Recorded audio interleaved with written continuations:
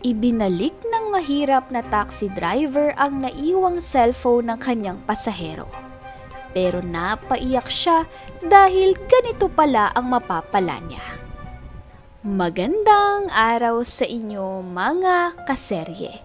Ngayon ay buklatin natin ang panibagong pahina na naglalaman ng paksang sa likod ng manibela.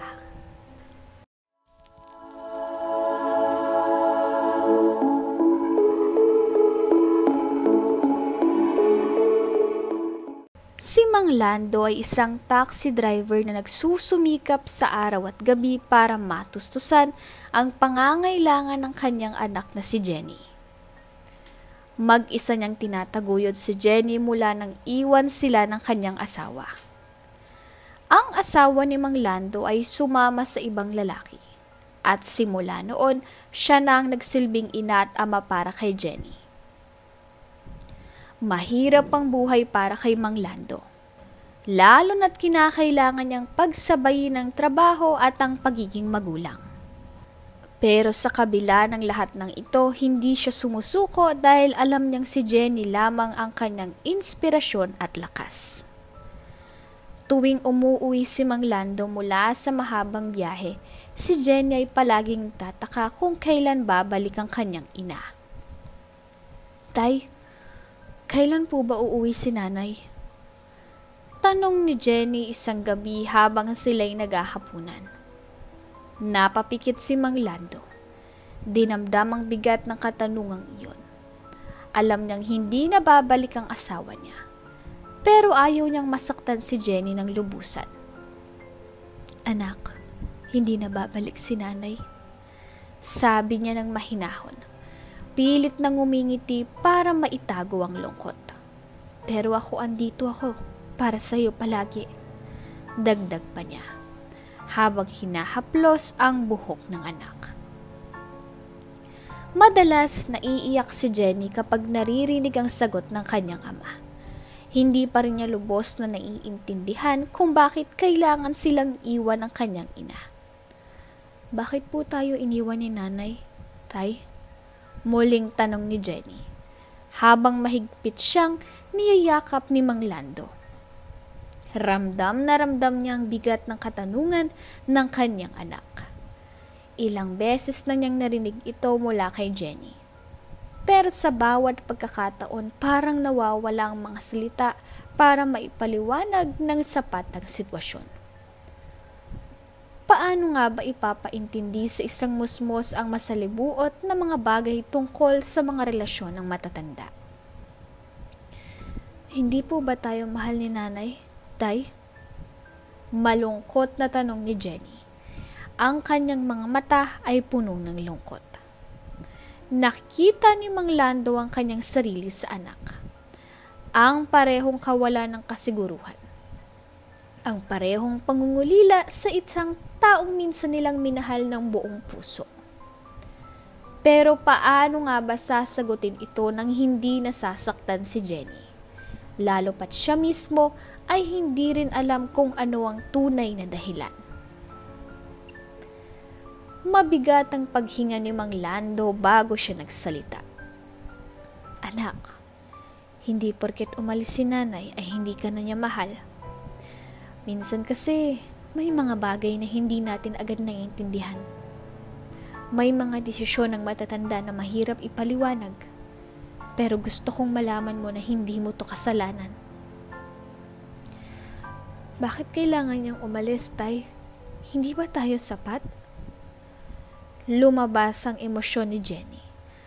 At ito ay mga tanong na bumabalik ng paulit-ulit sa isipan ni Mang Lando tuwing siya'y nag-iisa. Alam niyang pinanghahawakan pa rin ni Jenny ang alaala ng kanilang buong pamilya. At nakikita niyang may takot pa rin ito sa pagtanggap ng katotohanan. Muling hinaplos ni Mang Lando ang buhok ni Jenny. Pilit pinapakalma ang anak. "Anak, sapat tayo. Huwag mong isipin na hindi ka sapat o hindi tayo sapat. May mga bagay na hindi natin kontrolado gaya ng sabi ko. Pero palagi mong tatandaan na nandito ako. Hindi ka nag-iisa." Pero tay, lumuluha na si Jenny. Kung mahal pa niya tayo, bakit hindi siya bumalik? Sa tanong ni Jenny, parang sinaksak ang puso ni Mang Lando sa bawat hikbi ni Jenny. Alam mo anak, hindi ko rin alam lahat ng sagot. Pag-amin ni Mang Lando, inaakay ang anak patungo sa sofa at pinaupo ito sa kanyang tabi. Pero gusto kong malaman mo na minsan, ang mga taong mahal natin ay gumagawa ng mga desisyon na hindi natin naiintindihan. Hindi ibig sabihin na hindi na tayo mahal. Minsan may mga dahilan na hindi lang natin kayang makita. Pero masakit po, tay. Bulong nito. Oo, anak, masakit. Pero sa bawat sakit, nandito ako para sa'yo. Magkasama nating haharapin to. Sagot ni Mang Lando, habang pinipigilan ng sariling luha. Para kay Jenny, kailangan niyang manatiling matatag. Kahit siya mismo ay hindi pa rin tuluyang nakaka-move on sa pagkawala ng kanyang nanay. Tahimik na sumandal si Jenny sa dibdib ni Mang Lando, habang naririnig ang mahinang tibok ng puso ng kanyang ama. Sa kabila ng mga tanong na walang kasagutan, isa lang ang sigurado kay Jenny. Narito ang kanyang ama. Hindi siya kailanman iiwan. At kahit hindi pa rin niya lubos na naiintindihan ng lahat, ang pagmamahal ng amang nagbibigay sa kanya ng lakas na harapin ang bawat araw. Sa bawat araw na lumilipas, patuloy na hinaharap ni Mang Lando ang hamon ng buhay. Bumabangon siya tuwing madaling araw para magtrabaho at magmaneho ng taxi. Kahit pagod na siya. Madalas hindi na siya nakakakain ng maayos o natutulog ng sapat. Pero iniisip niya si Jenny, ang kanyang pinakamamahal na anak. At ito ang nagbibigay sa kanya ng lakas. Kailangan kong maging matatag para kay Jenny. Laging bulong ni Mang Lando sa kanyang sarili. Sa kabila ng kanilang sitwasyon, pinipilit ni Mang Lando na maging mabuting ama at ibigay kay Jenny ang lahat ng kanyang pangangailangan, lalo ng pagmamahal at suporta. Anak, kahit anong mangyari, mahal kita at gagawin kong lahat para sa iyo. Madalas sabihin ni Mang Lando sa anak. At kahit maliit pa si Jenny, ramdam niya ang katapatan at pagmamahal ng kanyang ama. Unti-unti natututunan ni Jenny na tanggapin ang sitwasyon nila. Alam niyang wala ng kanyang ina. Pero sa bawat haplos at pag-aalaga ng kanyang ama, natutunan niyang pahalagahan ang pagkakaroon ng isang ama na handang isakripisyong lahat para sa kanya. Si Mang Lando ay masiglang naglilinis ng kanyang taxi sa harap ng bahay. Hawak ang basang tela habang sinisiguradong makintab ang bawat sulok ng sasakyan. Sa tabi niya ang kanyang anak na si Jenny, kasing saya niyang nag-aabot ng mga gamit at tumutulong sa pagpunas ng mga bintana. Anak, tingnan mo, parang bago na ulit tong taxi natin, no? Sipag kasi ng anak ko, mana talaga sa akin. Masayang sabi ni Mang Lando. Siyempre tay, pag ikaw po talagang nagturo, imposible po namang hindi matutunan. Pero ang saya ko po tay, kasing araw na to, bonding time na rin po natin. Nakangiting sabi ni Jenny. Tama ka dyan anak, bihira na nga lang tayo makapag-usap ng ganito, lalo't busy ako sa pagbiyahe. Pero kahit isang araw lang, gusto kong sulitin to para sa'yo. Alam mo, kahit wala ng nanay mo, sinisikap ko pa rin puna ng oras na dapat kasama mo siya. Sabi ni Mang Lando habang tinatapik ang balikat ni Jenny. Naiintindihan ko naman po tay, at hindi ko naman po hinahanap si nanay. Kasi ramdam ko naman po ang pagmamahal niyo sa akin. Wala na po akong kailangan patay. Kayo lang po, sapat na. Sabi ni Jenny. Salamat anak. Alam mo minsan napapagod ako. Pero pag nakikita kita, nawawala lahat ng pagod ko. Sabi nga nila, kahit pagod na pagod ka sa trabaho basta para sa pamilya, sulit lahat. Nakangiting sabi ni Mang Lando. Alam niyo tay, Kaya ako rin po pinipilit mag-aral ng mabuti. Gusto ko po balang araw makatulong sa inyo. Balang araw po, hindi niyo na po kailangang magbiyahe ng taxi. Ako naman po ang magtatrabaho para sa atin. Sabi ni Jenny. Anak, hindi ko naman hinihiling na magtrabaho ka agad. Ang gusto ko lang maging masaya ka at makapagtapos ka. Yung taxi na to, oo, kinabubuhay natin. Pero hindi ko to ipapasa sa'yo. May pangarap akong iba para sa'yo. Tay, hindi naman po ako magta-taxi driver eh. Ang akin lang po, tay. Balang araw po ako naman po magtatrabaho para sa inyo. Yung trabaho po na maganda. Ganun po, tay. Natatawang sabi ni Jenny. Habang nagtatawanan at nag-uusap ang mag-ama, biglang lumapit si Aling Mercy, ang kanilang kapitbahay. Dala ang kanyang bilao ng mga kakanin. Aba, masaya kayong mag-ama ha. Nakakatuwa naman kayong tingnan. Sipag niyo pa rin kahit linggo. Nakangiting sabi ni Aling Mercy. Aling Mercy, hindi na kasi ako nagbiyahe ngayon. Kaya sinamantala ko na tong araw na to para linisin ang taxi kasamang anak ko. Ito lang kasi yung oras namin para makapag-banding, ganun. Nakangiting sabi ni Mang Lando. Tama yan, Mang Lando. Nakikita ko nga. Kahit wala nang nanay ni Jenny, napalaki mo siya ng maayos. Swerte ang batang yan sa'yo. Nako, swerte rin ako kay Jenny sa anak ko. Hindi ko nararamdaman yung pagod kasi may inspirasyon ako na hindi rin napapagod sa akin. Ay, tayo naman. Hay nako, Mang Lando, sana lahat ng tatay gaya mo, mapagmahal sa anak. Siya, sige na, at ako'y maglalako pa. Iwanan ko muna kayo ng suman dito pampalakas habang nagtatrabaho.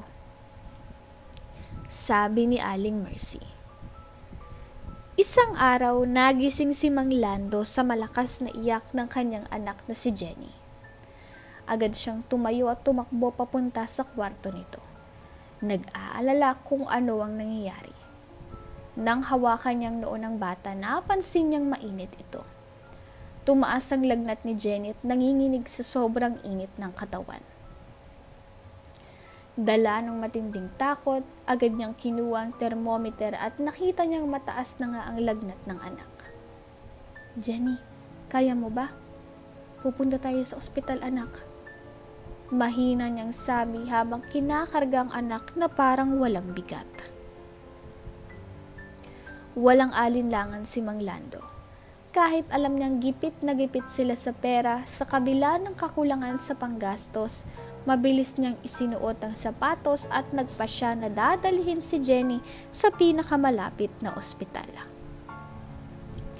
Hindi niya matiis na makita ang kaisa-isang anak na nahihirapan at lumuluha dahil sa sakit.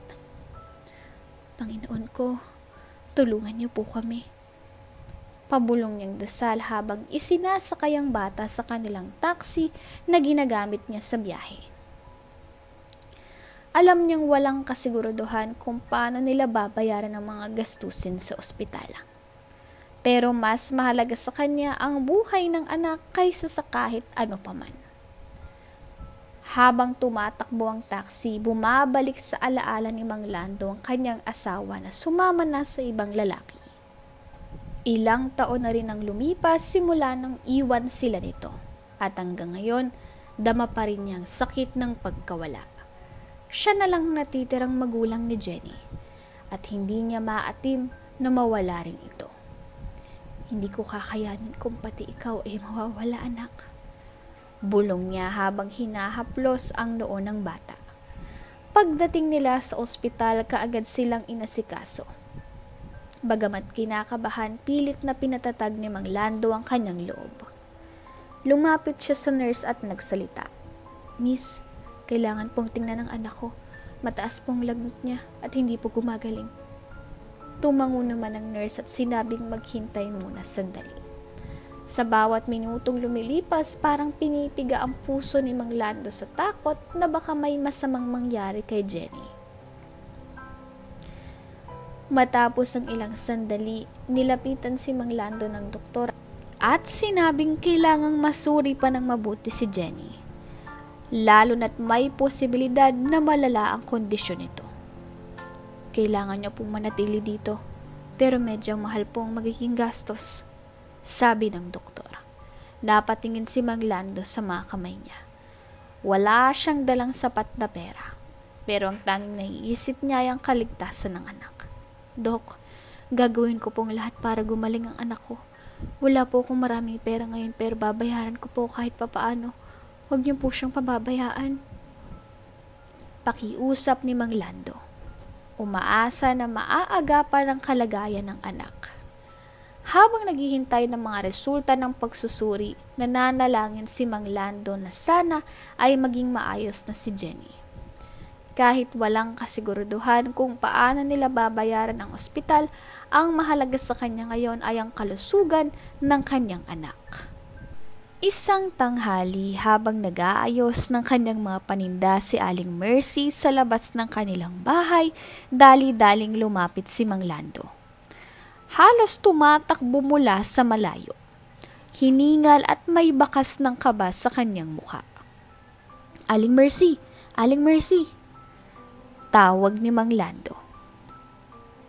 May pagtakot sa kanyang boses. Huminto si Aling Mercy sa ginagawa at agad niyang hinarap.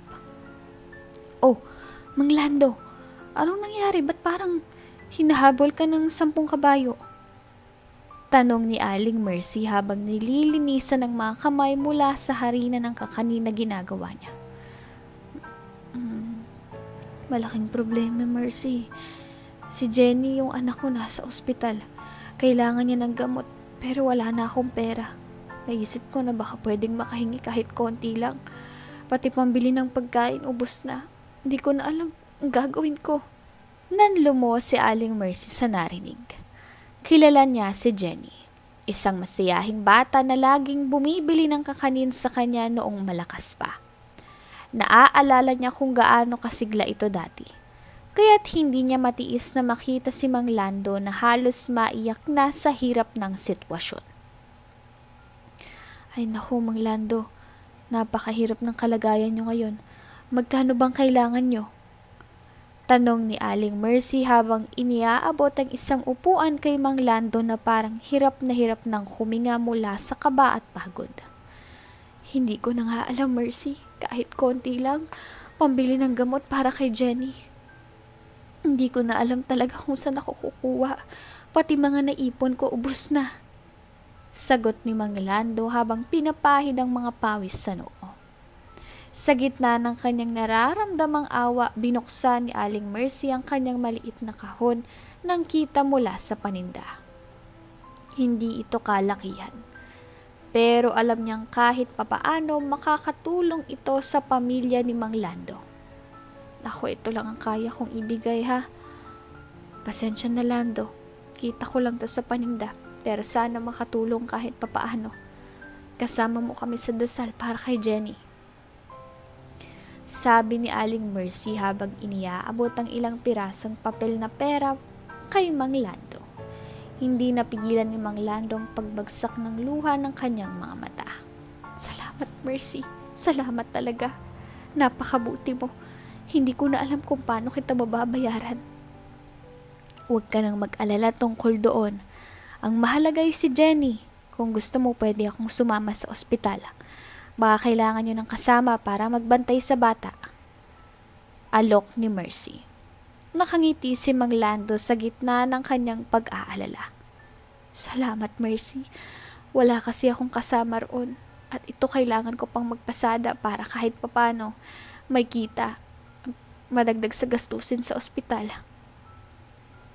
Tumango si Aling Mercy at nagmamadaling nagligpit ng kanyang paninda. Sige, sumama ka na lang sa akin at maglako tayo ng ilang piraso sa ospital kung sakaling may makabili. Pero ang mahalaga, makasama tayo kay Jenny. Kaya mo yan, Mang Lando.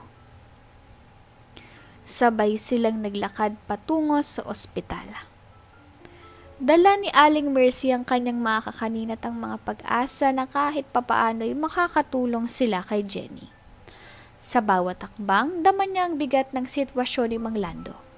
Pero buo ang kanyang loob na kahit papaano, susuportahan niya ang kanyang kapitbahay at ang batang kailan lang ay masayang tumatakbo sa lansangan. Nagpatuloy si Mang Lando sa pamamasada kahit labis na ang pagod na nararamdaman ng kanyang katawan. Araw-araw bumabangon siya ng madaling araw para makapagsimula ng maaga. Umaasang mas maraming pasahero ang masasakay niya. Kahit malamig ang simoy ng hangin at madalas na bumabagsak ang ulan, patuloy siyang nagmamaneho. Wala siyang ibang naiisip kundi ang kumita para sa pamilya. Lalo na para sa kanyang anak na si Jenny na nasa ospital. Sinusubukan niyang magtipid sa bawat paraan. Kumakain lamang siya ng murang tinapay at tubig. Naglalakad pa kuminsan para lang makabawas sa gastos. Umaasa siya sa kahit kaunting tip na naiiwan ng mga pasahero. Dahil bawat sentimo ay mahalaga sa kanya. Nakangiti pa rin siya sa kanila kahit na may bumabalik na walang pasasalamat. Salamat po. Madalas niyang sabihin. Kahit na minsan ay hindi siya pinapansin. Ngunit sa kabila ng lahat ng pagsisikap ni Mang Lando, hindi pa rin sapat ang kinikita niya. Araw-araw tinitingnan niya ang bill ng ospital at napapansin niyang mas tumataas ito. Paano ko ito mababayaran? Tanong niya sa sarili habang pinipilit na hindi maramdaman ang bigat ng sitwasyon. Alam niyang kailangan ni Jenny ng tuloy-tuloy na gamutan at hindi niya kayang sumuko. Habang nagmamaneho, hindi niya maiwasang maisip ang mga ngiti ni Jenny noong siya'y malusog pa. Malaki ang pangarap ng anak niyang maging isang doktor balang araw. At gustong-gustong makita niya itong matupad. Gagawin kong lahat para sa iyo, anak. Sabi niya sa sarili. Pilit pinapawi ang lungkot na nararamdaman. Sa gabi pag-uwi ni Mang Lando, kahit pagod na siya, dumadaan pa rin siya sa ospital para bisitahin si Jenny. Pinipilit niyang maging masaya sa harap ng anak at nagsasabing, magiging maayos ka rin, anak. Laban lang tayo. Kahit ang puso niya'y puno ng kaba. Alam niyang kailangan niyang maging matatag para sa kanilang dalawa. Kahit nalulunod siya sa mga bayarin at pagod sa araw-araw na trabaho, hindi siya sumusuko. Para kay Mang Lando, wala nang mas mahalaga pa sa paggaling ni Jenny. Siya ang nagbibigay ng lakas at inspirasyon sa kanya. Kaya't kahit anong hirap, patuloy siyang lumalaban para sa kanyang anak. Pumasok sa silid at ngumiti si Mang Lando.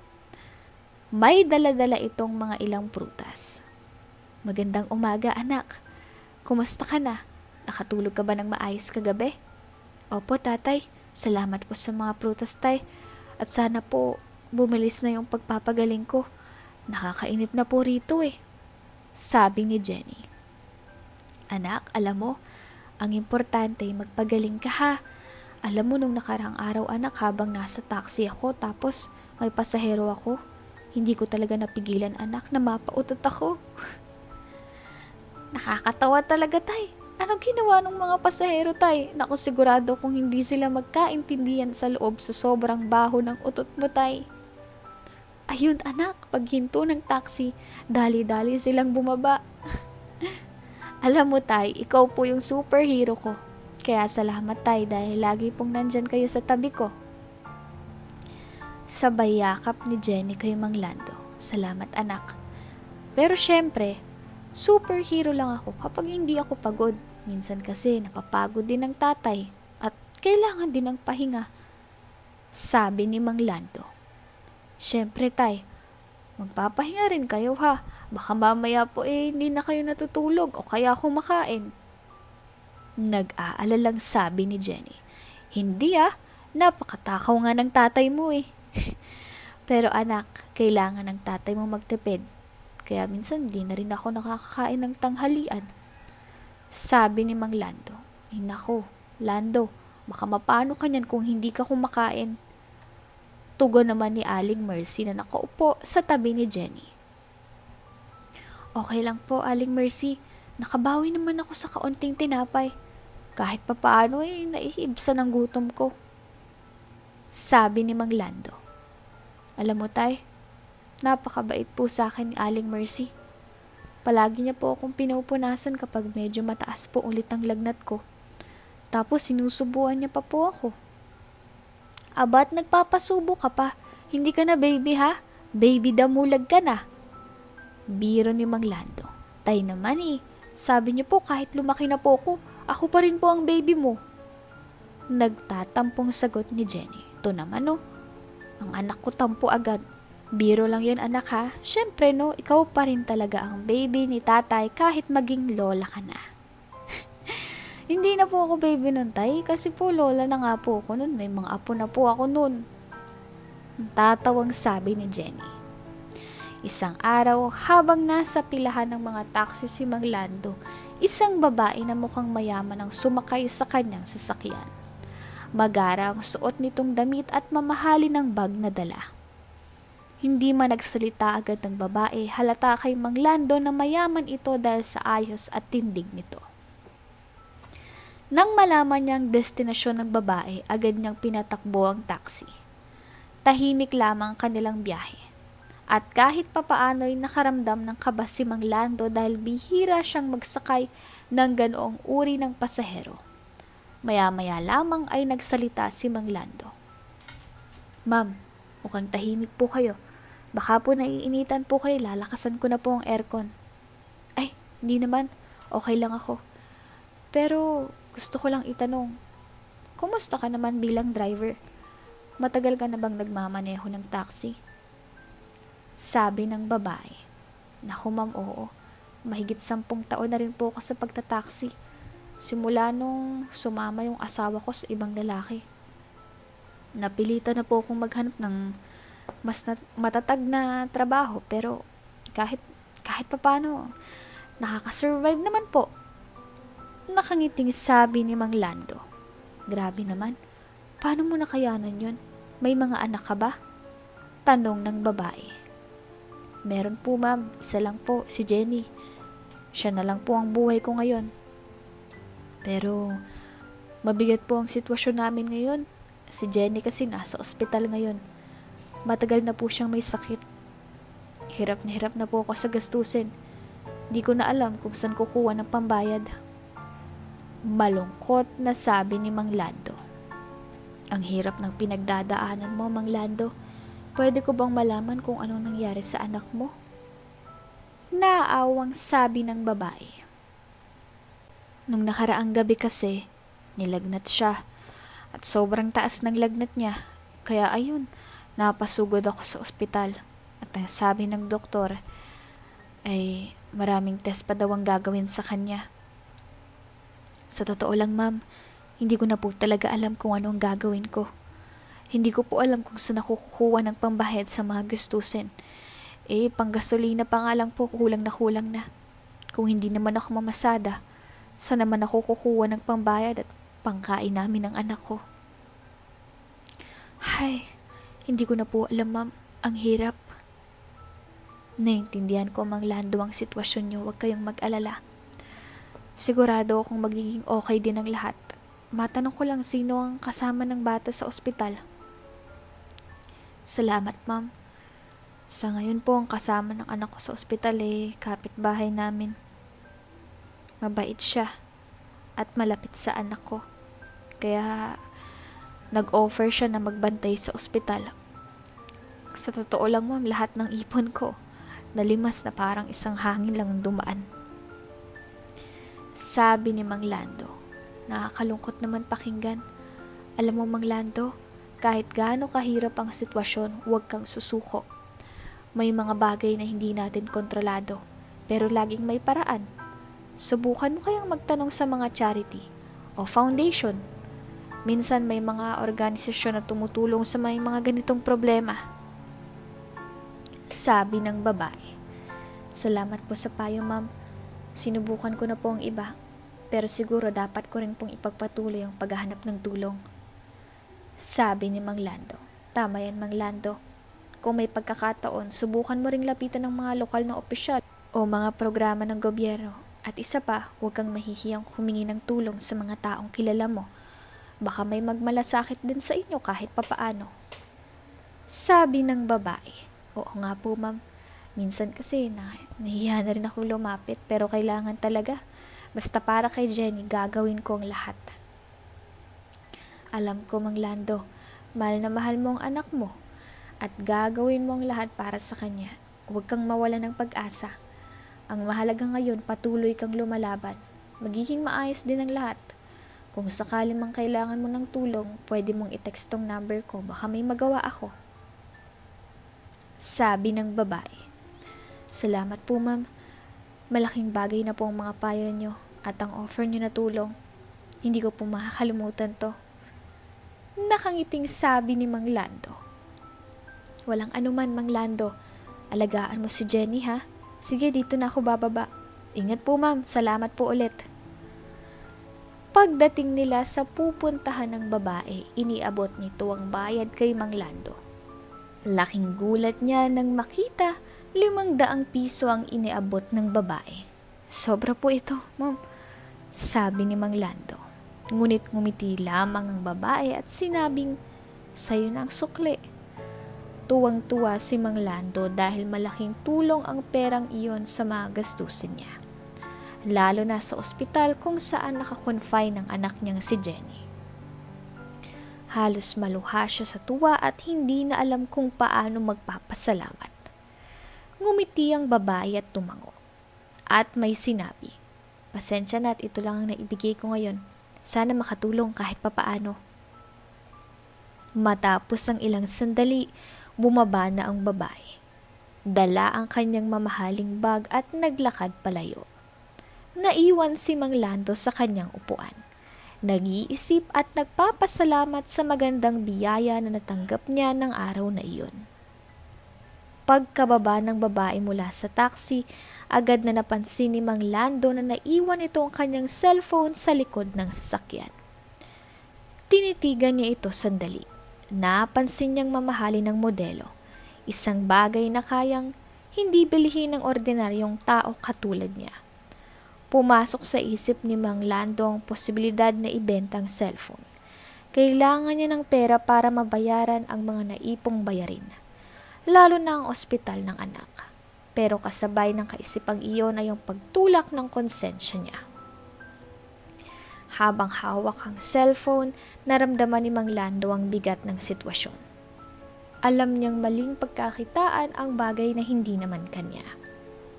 Sa kabila ng lahat, mas pinili niyang manatili sa tama. Mas mahalaga siguro to sa babae. Hindi perang sagot sa lahat ng problema ko. Buo na ang loob niya. Hahanapin niyang babaeng nakaiwan ng cellphone. Mabilis niyang pinaikot ang manibela at bumalik sa lugar kung saan niya iniwan ang babae. Umaasa siya na naroon pa rin ito at hindi pa nakakalayo. Tumigil siya sa bawat sulok. Hinanap ang kahit anong pamilyar na mukha. Hindi niya maiwasang mapaisip kung ano ang gagawin ng babae kapag nalaman itong nawala ang cellphone. Siguradong mag-aalala ito. Matagal din siyang nagpaikot-ikot sa kalsada. Bumubusina paminsan-minsan. Nagbabaka sakaling mapansin siya ng babae. Habang lumilipas ang oras, unti-unti nang nawawala ng pag-asa si Mang Lando. Tumigil siya sandali at tumingin sa paligid. Nag-iisip kung dapat na ba siyang sumuko. Ngunit bago pa siya tuluyang panghinaan ng loob, napansin niyang may pamilyar na mukha na tumatakbo papunta sa direksyon ng kanyang taxi. Napagtanto niyang ang babaeng hinahanap niya ay bumalik. Tumitibok ng mabilis ang kanyang puso habang iniintay niyang makarating ito. Mabilis na nilapitan ng babae si Mang Lando.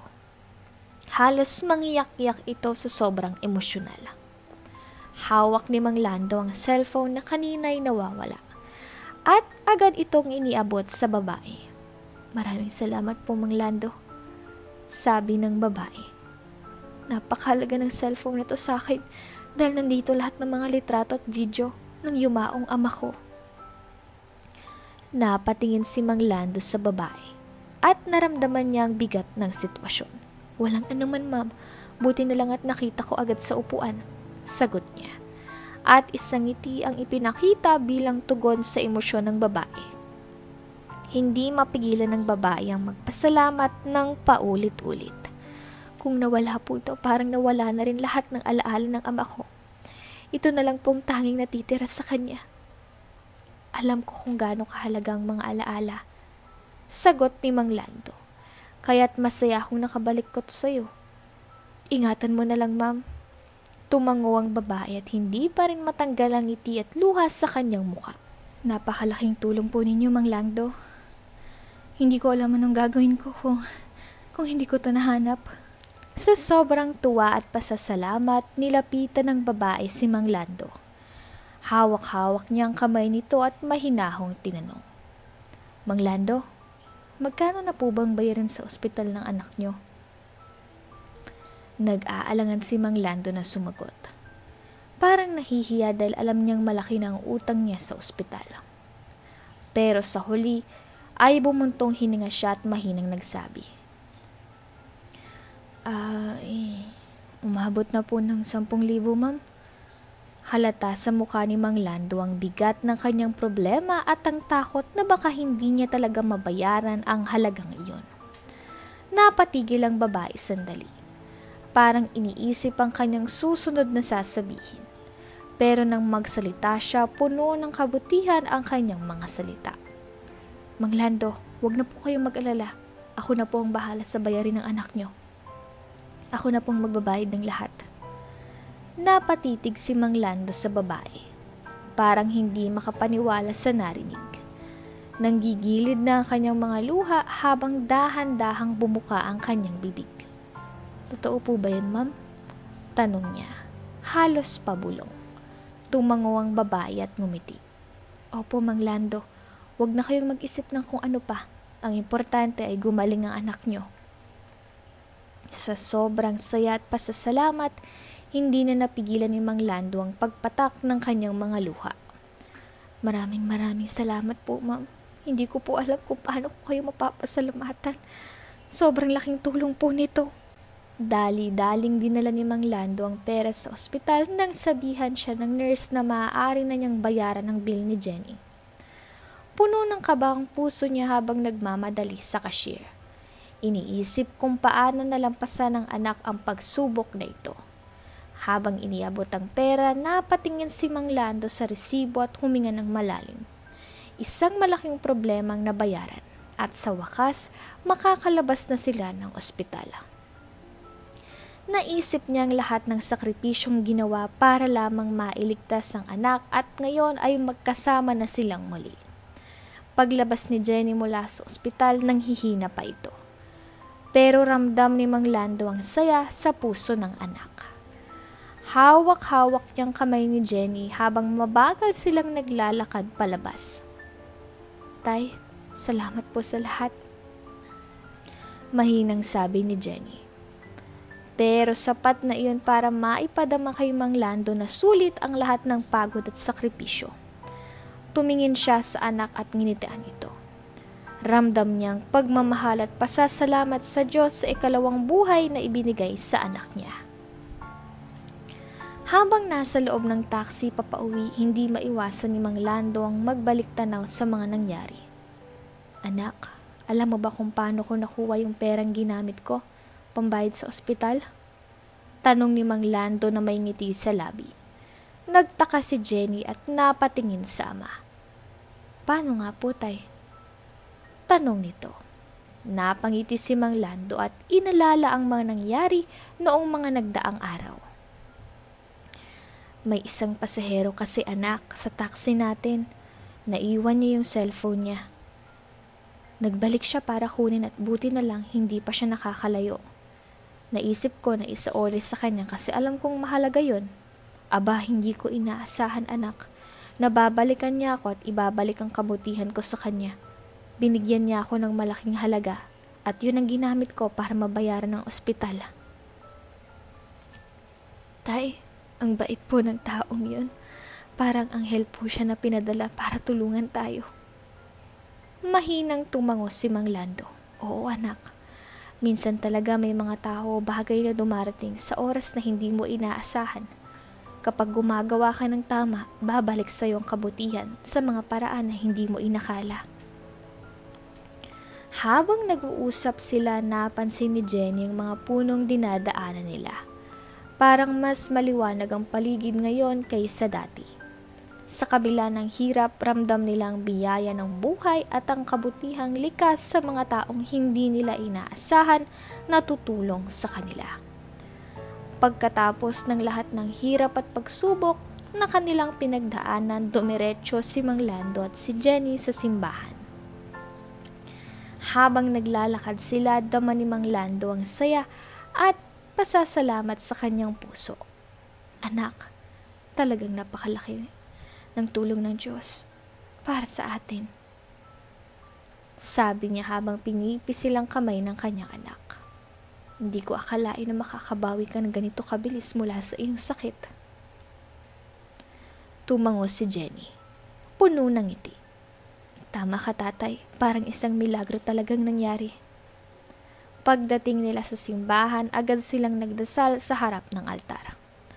Panginoon, maraming salamat po sa lahat ng biyayang ibinigay niyo sa amin. Wika ni Mang Lando habang nakaluhod. Naramdaman nila ang init ng kanilang panalangin at ang pakikipag-ugnayan nila sa Diyos. Si Jenny ay nakapikit. Humihiling na sana ay tuloy-tuloy na ang kanilang magandang kapalaran. Tatay, hindi ko makakalimutan ng babae na tumulong sa akin. Sobrang bait niya, sabi ni Jenny. Nang matapos ang kanilang pagdarasal, nagpasya silang umupo sa tabi ng simbahan. Alam mo anak, ang mga tao na handang tumulong sa iba ay tunay na mga anghel. Silang mga sinugo ng Diyos, sinabi ni Mang Lando. Napaka-inspirado.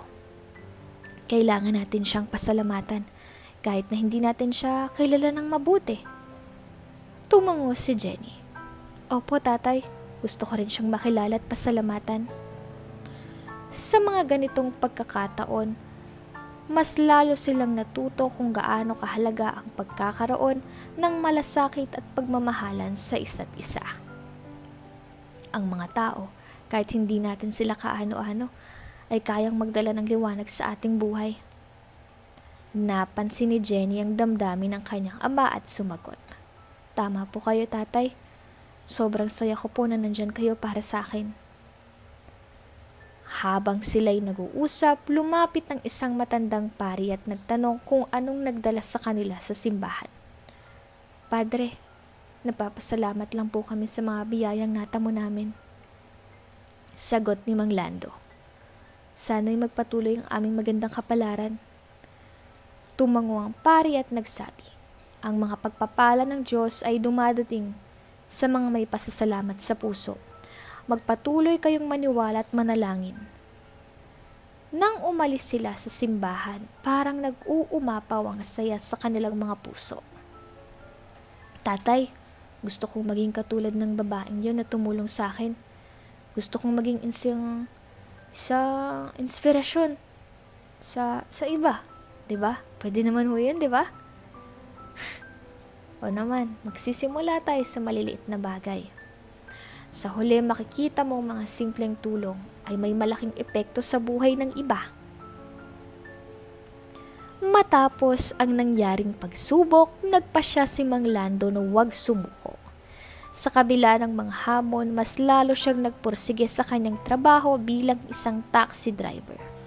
Umaga pa lang, inaayos na niya ang kanyang taxi para mamasada. May ngiti sa kanyang mukha habang nag-aayos ng mga kagamitan. Kaya ko to, ang sabi niya sa sarili. Alam niyang kailangan niyang magtrabaho ng mabuti, hindi lamang para sa kanyang sarili, kundi para sa kanyang pamilya. Isang araw habang nag-aayos siya ng isang upuan, sumasideline siya bilang karpentero. May dumating na isang customer. Magandang araw, Mang Lando. May kailangan sana akong ipagawa, sabi ng babae. Ngumiti si Mang Lando. Walang problema. Anong matutulong ko sa'yo? Tuwang-tuwa ang babae sa kanyang trabaho. Napansin ni Mang Lando na tila nahuhumaling ang mga tao sa kanyang mga gawa. Kaya mas nagkaroon siya ng inspirasyon na ipagpatuloy ang kanyang pagiging karpentero bukod sa pagiging driver. Habang lumilipas ang mga araw, hindi lang ang trabaho ang naging masaya si Mang Lando. Nakita niya ring masaya ang kanyang pamilya sa kanyang pagsisikap. Isang umaga ang kanyang anak na si Jenny ay lumapit sa kanya. "Tatay, proud ako sa inyo, ang galing mo," sabi nito. Tumingin si Mang Lando sa kanyang anak at napuno ng saya ang kanyang puso. "Salamat anak, basta't magpursige lang tayo ah. Makakamit din natin ang ating mga pangarap," tugon niya. Napatunay ni Mang Lando na ang kabutihan ay laging may kaakibat na biyaya. Sa bawat piraso ng kahoy na kanyang ginagampanan at bawat pag-ikot ng manibela, ramdam niyang masayang boses ng kanyang mga customer. "Ang galing ng gawa mo, Mang Lando. Talagang mas matibay to kaysa dati," ang sabi ng isa. "Talagang safe kami kapag kayo po ang nasasakyan namin," sabi pa ng isang pasahero. Sa tuwing naririnig niyang mga papuri, lalo siyang nahihikayat na ipagpatuloy ang kanyang mga ginagawa at pagpapasada araw-araw. Kahit gaano kahirap ang buhay, natutunan ni Mang Lando na laging may liwanag sa dulo ng dilim. Sa mga gabing madilim at tahimik, pinapagnilayan niya ang lahat ng mga nangyari sa kanya. "May mga pagsubok pero hindi ako susuko," ang muling nag-uudyok sa kanyang isipan. Alam niyang ang bawat sakripisyo at hirap laging may pag-asa at nag-aantay na mas magandang bukas. Kaya't sa bawat patak ng pawis at pagod, si Mang Lando ay nagpapatuloy. Ang kanyang puso ay puno ng pasasalamat sa mga biyayang dumarating. Kahit gaano man kahirap ang buhay, basta't may tiwala, makakamit natin ang ating mga pangarap, sabi niya sa sarili habang nakatingin sa kanyang anak na naglalaro. At sa mga salitang ito, nahanap niya ang tunay na halaga ng kanyang mga pagsisikap at ng buhay mismo. "Mabuti naman at nakadalaw kayo dito, Jenny. Kumusta ka na?" sabi ni Ara. Ang babaeng tumulong sa kanila na pasahero ni Mang Lando. "Salamat po sa lahat ng tulong niyo sa aking tatay sa ospital. Talagang sobrang saya ko ho na makilala kayo." "Oo, gusto lang namang magpasalamat ng personal sa'yo. Maraming salamat po. Sobrang nakatulong po kayo sa akin. Hindi ko alam kung anong mangyayari kung hindi dahil sa inyo," sabi ni Mang Lando. "Naku, wala yun. Ako pa nga pong dapat na magpasalamat eh. Kasi kung ibang driver na yun baka naibenta na yung cellphone ko. Buti na lang po talaga at sa inyo ako nakasakay nun. Kaya maraming salamat din po. At yung tulong na yun ay talagang para sa inyo. Para sa kabutihan nyo," nakangiting sabi ni Ara. "Ginawa ko lang din naman kasi kung ano ang tama. Nung una talaga, parang gusto ko na rin siyang ibenta. Pero mas nangingibabaw ang konsensya ko. Yung perang pambayad ay galing sa nakaw. Hindi na rin ako iba sa mga magnanakaw kung nagkataon na ginawa ko iyon," paliwanag ni Mang Lando. "Tatay, nahihirapan ka na. Sabi mo sa akin kahit anong mangyari kailangan kong maging matatag para sa'yo," sabi ni Jenny. "Nakakatuwang marinig iyon, Jenny. Ang mga katulad mo ay may pusong puno ng pagmamahal," sabi ni Ara. "Alam ko pong nag-alala kayo para sa akin at sa tatay ko. Nakita ko po kung gaano siya nahihirapan at talagang ang sakit sa puso ko. Pero dahil sa inyo, nabigyan siya ng pag-asa," sabi ni Jenny. "Salamat anak. Napakabuti mong bata. Napakabata mo pa pero ang mga sinasabi mo parang matanda na eh. Sa totoo lang, ang dami kong alalahanin. Pero dahil sa tulong ng mabubuting tao, nagiging mas madali ang lahat. Katulad niyo po, ma'am," sabi ni Mang Lando. "Naku, wala po yun. At tama ko kayo, Mang Lando. Ang pagkakaroon ng pamilya at suporta ay mahalaga. At Jenny, talagang napakabait mo. Napaka maalalahanin mong bata," Sabi ni Ara. Salamat po. Natutuwa po kasi ngayon parang nagiging mas maayos ang buhay namin. Sabi ni Jenny. Tara muna at maupo. Magmerienda tayo. May mga binili akong merienda dito. Siguradong magugustuhan mo, Jenny. Salamat po, ma'am. Wow, ang ganda ng bahay nyo. Parang sa mga fairy tale. Ang laki-laki. Namamanghang sabi ni Jenny. Oo, medyo malaki to. Pero mas mahalagang mga tao sa paligid katulad nyo. Nakangiting sabi ni Ara habang kumukuha ng mga merienda. Tama ka po, ma'am. Ang mahalaga ay ang pamilya at mga kaibigan na hindi natutumbasan ng kahit anong kayamanan. Sabi ni Mang Lando. Ang saya-saya ko po kasi nakilala ko kayo. Pwede po bang dumalaw po kami ulit dito? Sabi ni Jenny. Aba, oo naman. Gusto mo mag-SM tayo. Kasama natin ang tatay mo para makapag-enjoy din kayo. Sabi ni Ara habang hawak ang kamay ni Jenny. Talaga po? Yay! Opo, gustong-gusto ko po yun. Tay, sige na po please. Pumayag na po kayo. Nagmamakaawang sabi ni Jenny. Naku anak, kailan ba ako humindi sa'yo ha? Oo naman, payag ako. Basta maglilinis muna tayo ng taxi ha? Nakangiting sabi ni Mang Lando. Sige po, yes. Masayang tugon naman ni Jenny. Anong gusto mong sabihin kay Tita Ara? Tanong ni Mang Lando. Salamat po, Tita Ara. Nakangiting sabi ni Jenny. Walang anuman, Jenny. Talagang hindi ko makakalimutan ang araw na to, ma'am. Salamat po ng marami. Masaya akong makilala kayo. At palaging nandito ang bahay ko para sa inyo. Tugon ni Ara. Baka ho may pagkakataon tayo makapaglaro dito minsan. Oo, kahit anong oras. Basta't nandito kayo. Nagpatuloy ang kwentuhan nila habang nagmemerienda. Puno ng saya at pagmamahalan. Ang araw na iyon ay hindi lamang nagbigay ng tulong, kundi nagbuo rin ng bagong pagkakaibigan. Ipinagpatuloy ni Mang Lando ang kanyang pagsusumikap bilang taxi driver at karpentero para kay Jenny. Sa kabila ng hirap ng buhay, hindi siya nawawala ng pag-asa. Isang umaga habang nagmamaneho siya, nakakita siya ng isang matandang lalaki na nahihirapang tumawid sa kalsada. Huminto siya sa tabi ng daan at tinulungan ito. Salamat anak, sa kabutihan ng puso mo naisip kong may mga tao pa palang may malasakit. Sabi ng matanda. Ang simpleng ginawa ni Mang Lando ay nagbigay inspirasyon sa kanya na patuloy na maging mabuti sa kapwa. Minsan nagkikwentuhan sila ni Jenny sa bahay habang nag-aalmusal. Tatay, ano po bang mga paraan para makapagbigay tayo ng tulong? Tanong ni Jenny. Nag-iisip kung paano siya makakasali sa mga ginagawang kabutihan ng kanyang ama. Maraming paraan anak.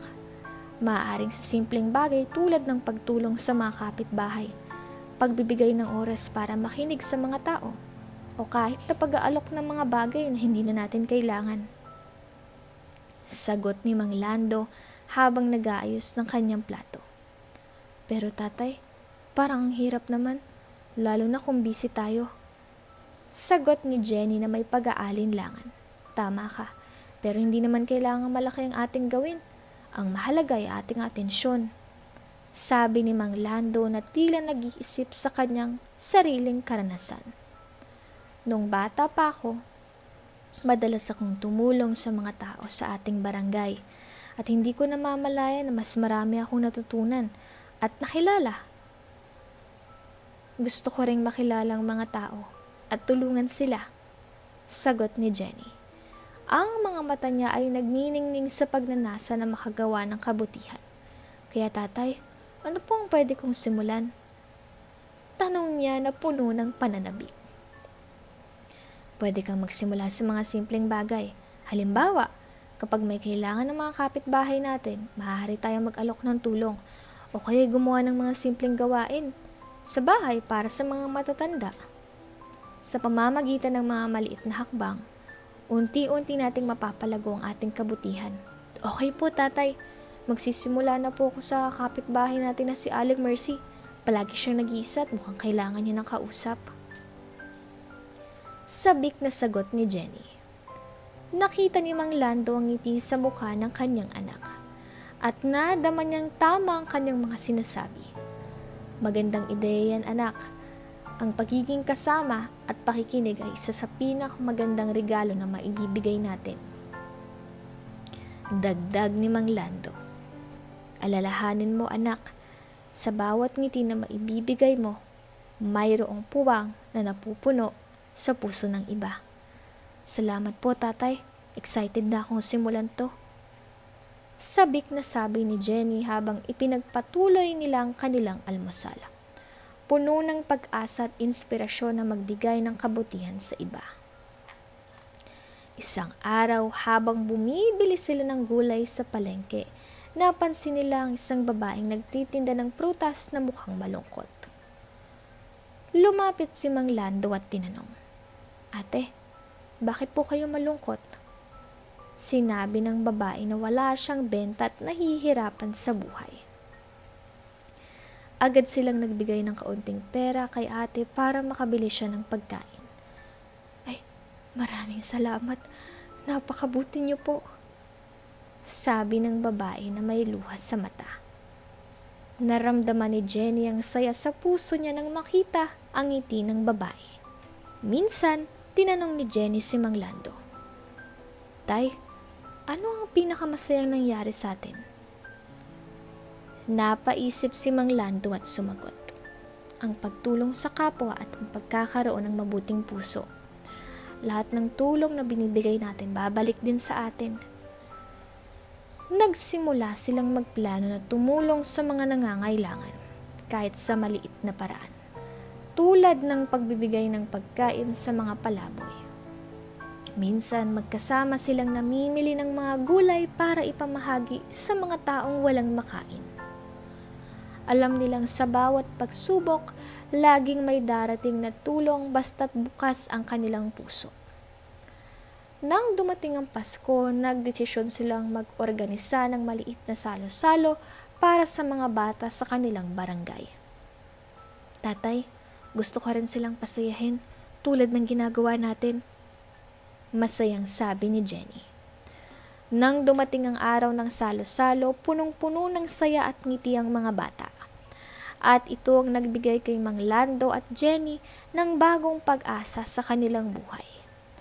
Sa kabila ng lahat ng hirap, alam nilang kasama ang bawat isa. Makakaraos sila at magiging mas mabuting tao.